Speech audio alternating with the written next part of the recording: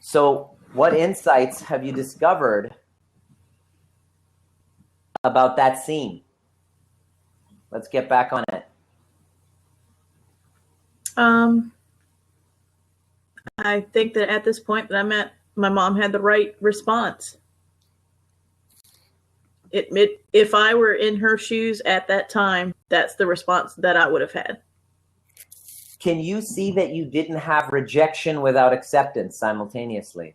Yes. And that's the first time that I've ever looked at that scene. And in the same scene where my mom rejected me, my dad, who I've most of my life felt like has disapproved of me, I actually felt approval from him in that scene. In that scene? Is that not in weird? That scene. Freaky? Yeah, that's craziness. Yeah. So what was the benefit of you experiencing that kind of rejection, that deep-seated rejection at that time?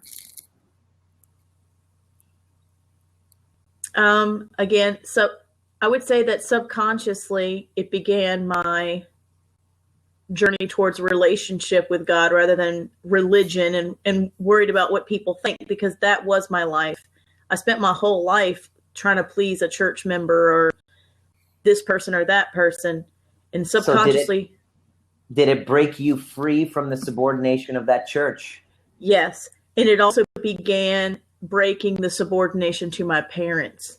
Even at 22 years old, I was still under my dad's thumb. Amazing. And that broke you free of that, so you can start your life. Not completely, because I still had remnants of it, but it was the beginning. It was the foundation. If that event had not happened. Now, that's incredible. And so you have a new relationship with God. What was the benefit of you actually experiencing rejection? I was able to help. I have been able to help other people that are experiencing rejection or have experienced it. How has that served in your counseling, in your desire to be a counselor and help others? That's why I wanted to be a counselor. Because I know how I felt in that moment, and I didn't want anybody else to feel that way. Or I wanted them to know that there was hope and that your life can still go on and you can still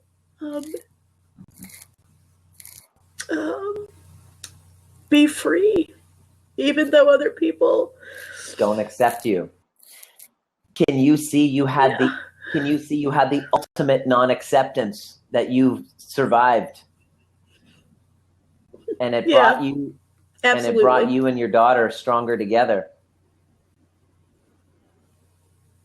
Yeah. She lives in a space where she comes to mom first when it all hits the fan. Yeah. Yeah, and I never felt like that with my own mom. Yeah. Would you be able to give that to your daughter if you didn't experience it yourself? No, because I would have been the same parent that my parents were if that event had never happened.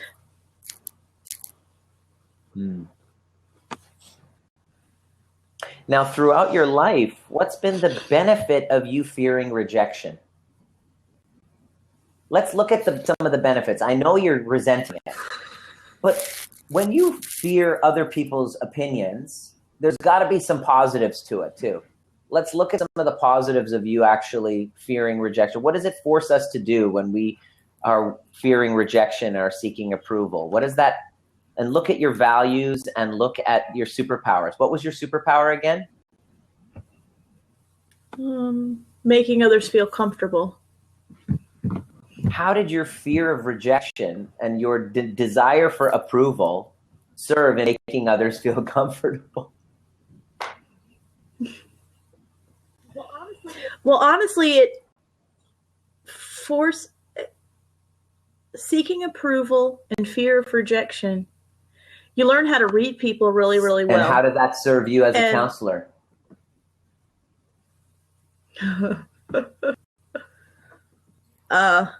Yeah. Would you be able to have those skills if you didn't have this dark passenger of needing approval? No. How does your need for approval serve in your superpower of making others feel comfortable? It's the foundation of Sit it. with that one for a moment.